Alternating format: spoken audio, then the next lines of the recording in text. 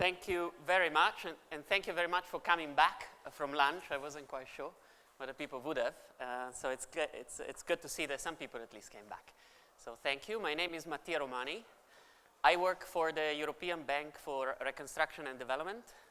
So it's a bit odd because I'm a banker. I'm wearing a tie, in fact a boring tie compared to the other speakers, and I'm not from Southern California. Which makes it very odd for me to talk about happiness. But some banks do care about happiness and well-being, and our bank is one of those. For the ones among you that don't know about the European Bank for Reconstruction and Development, the EBRD is an international financial institution. It's based in London. It's a regional development bank, and it works traditionally in Central and Eastern Europe, but it has expanded its operation over time to Central Asia and more recently to North Africa and the Middle East as well. So we are a development bank, and as such we care about development and we care about well-being. And that's why I'm here today to tell you about our experience on well-being and happiness in our region. So if I could have my slides, I'll take you through some of the work and what we've learned by working in our region for 25 years or so.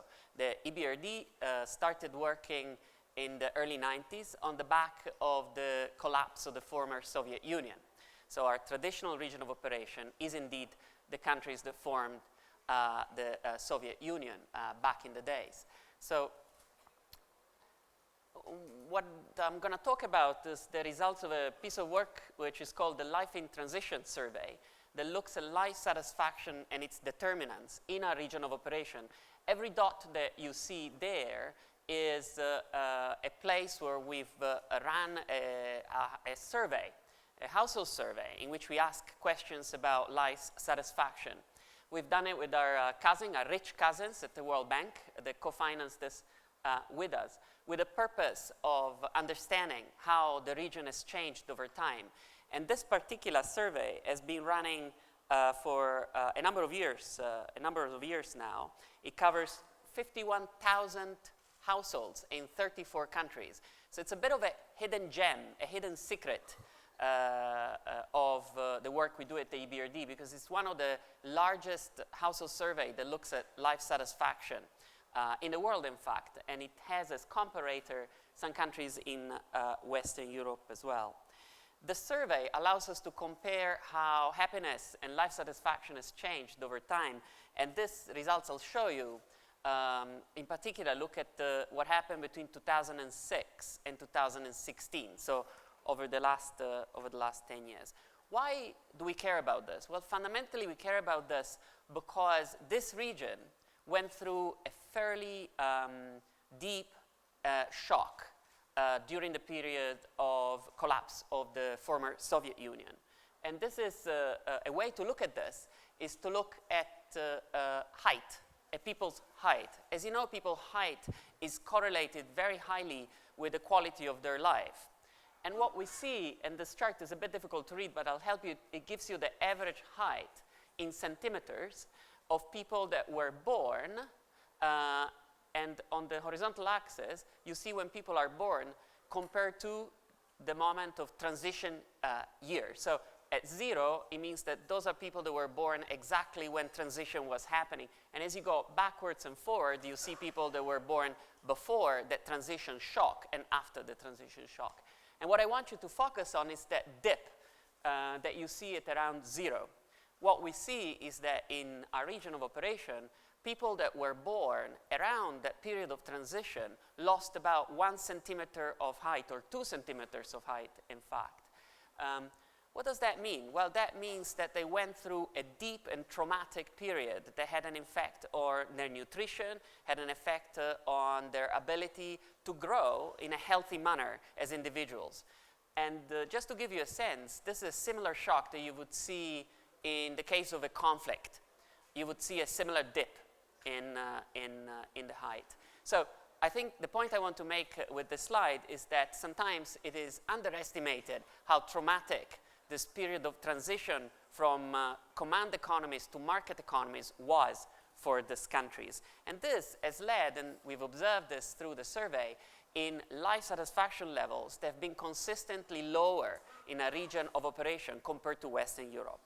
Well, the results of the latest surveys, the surveys that we done in 2016, show that this period of unhappiness, of catching up with happiness, is now coming to an end.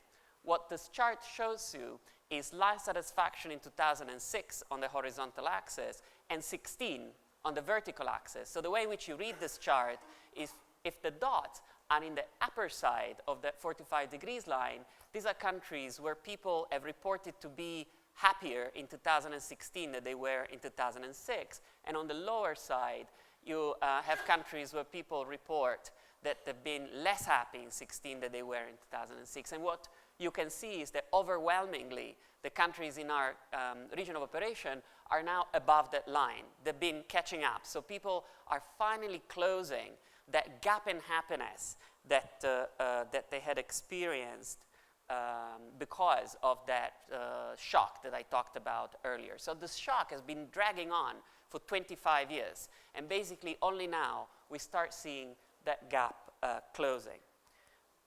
The next chart I want to show you, and I'm sorry, I'm an economist, so there's lots of charts in this thing, which I know after lunch they can bring your happiness down, but I'll try to,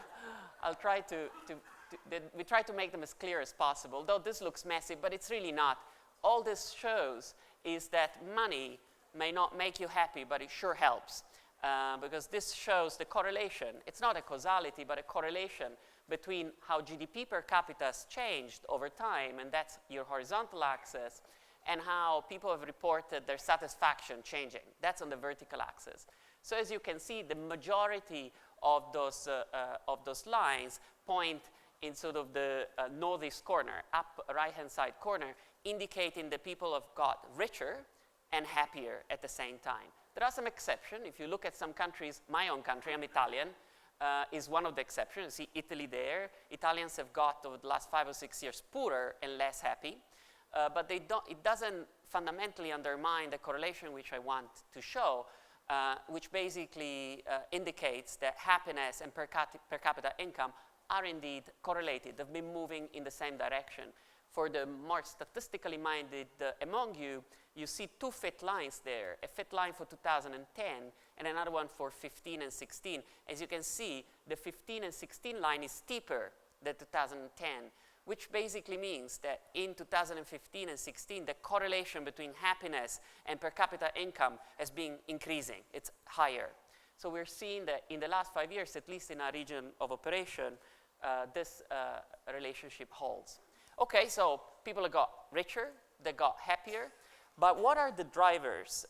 What are the drivers to this? And this is really what this survey allows us to do, to look at the key drivers. So I'm going to point you to 2 or 3 drivers that we observe have created that. And I'll draw then some conclusions in terms of policies that a bank like us and others really, governments as well as international organizations like the one I work for, can sort of focus on in their work.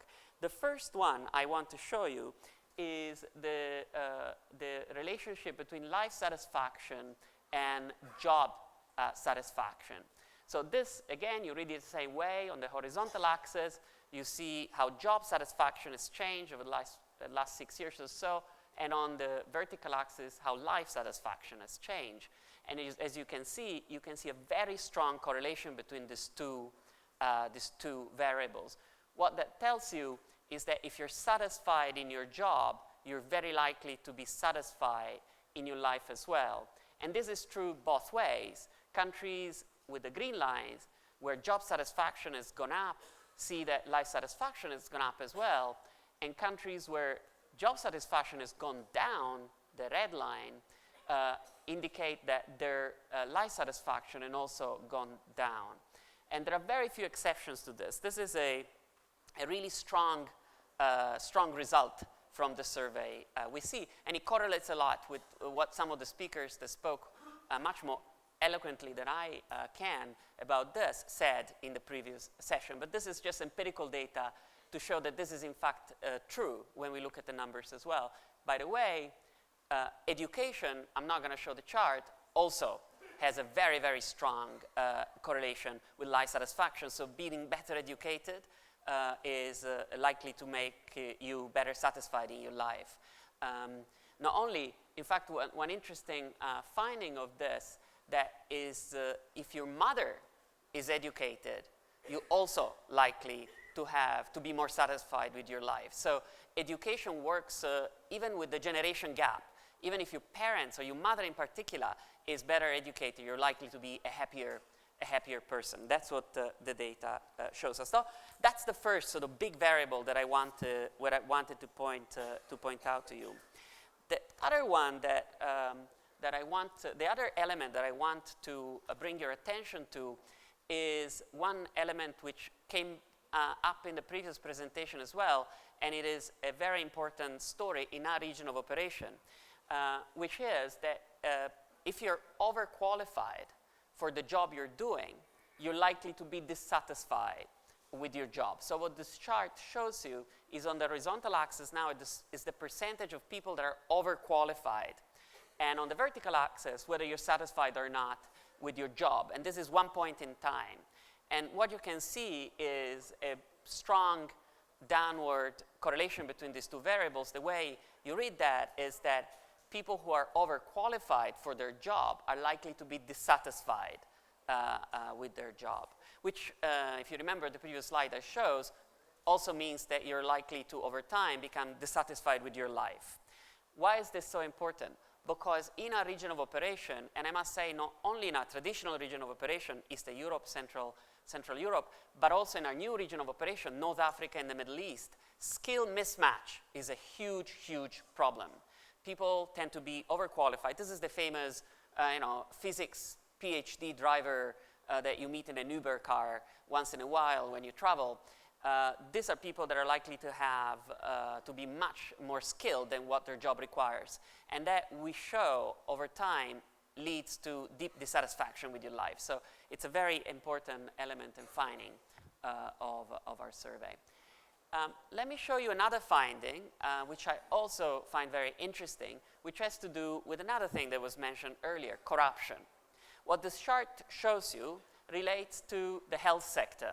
So on the horizontal axis is the percentage of respondents that had experienced corruption dealing with public health care. And on the vertical axis, you see the level of satisfaction with the health care they received. There's no surprise here, but there's a negative correlation. So where you've experienced corruption, you're likely to be more dissatisfied with the service you receive. So this is important because it shows something that was mentioned before, and we believe very strongly, is that there's no country where corruption is good. Corruption always leads to dissatisfaction with the services that you receive, and this in turn will make you dissatisfied in your life. A very good example, which I always like to point out, is the history of Georgia that you see at the very top left-hand side of that chart.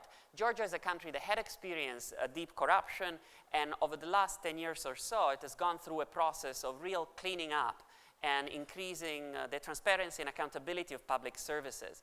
Georgia has transformed itself in terms of the perception of corruption and the level perception and satisfaction with public services that you receive in Georgia. It's a really good example from our region of a country that is really getting its acts together on getting rid of corruption and increasing the quality of public services.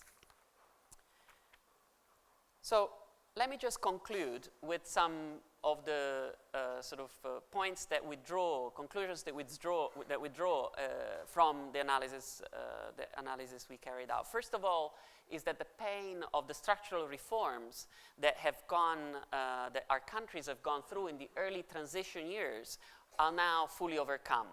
The level of happiness and satisfaction with life in our countries of operations has converged to the average levels towards Western Europe. Interestingly, this has also been helped by the fact that satisfaction with life in Western Europe has gone down as well. So this convergence is driven by both these countries coming up, but Western Europeans becoming less satisfied with their life. But nonetheless, we see that this gap in happiness has now been overcome. It took a long time, and not everybody moved at the same time. If you take a look at the detailed results, you will see that many people in a region of operation, in the process of this gap being closed, have actually been left behind. So not everybody has moved up to the level of satisfaction and happiness that is now on average similar to Western Europe. So, and if you want to know more about it, our transition report this year focuses, in fact, on inclusion and inequality and looks exactly at who has been left behind in this process. But nonetheless, the results on average show that. The other thing that we conclude is that education and job satisfaction are absolutely crucial elements of happiness and life satisfaction in general. But it is crucial that, in particular, when job satisfaction is concerned, it is crucial that, we work around the issue of overqualifications for jobs, because that brings satisfaction right down. So that's one area where, particularly at the EBRD, we're working very hard on. In particular, in the region, in North Africa and the Middle East, where we're working with our clients on building training courses that prepare people for the exact skills they need in their jobs, as opposed to general skills that then they won't need in the actual job. So that's an important element. And then finally, the conclusion we draw is that satisfaction in public services rises as corruption levels fall. And this is again the conclusion that corruption, no matter where you are, is bad for the quality of public services, and in turn, it's bad for life satisfaction in general. So this is a very quick overview of the results of the work that the EBRD has been doing together with the World Bank on this. There's many more information. We have some reports both on the Life in Transition survey and some more information on our transition report on our website, and there are some copies if you'd like to pick one up outside the room. Thank you very much.